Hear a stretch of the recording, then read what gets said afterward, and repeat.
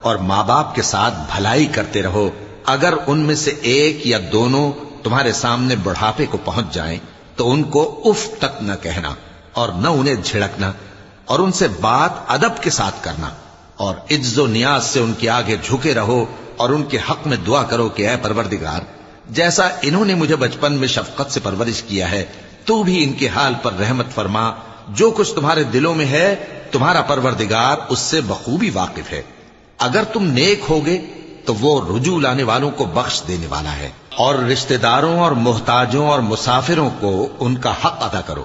اور فضول خرچی سے مال نہ اڑاؤ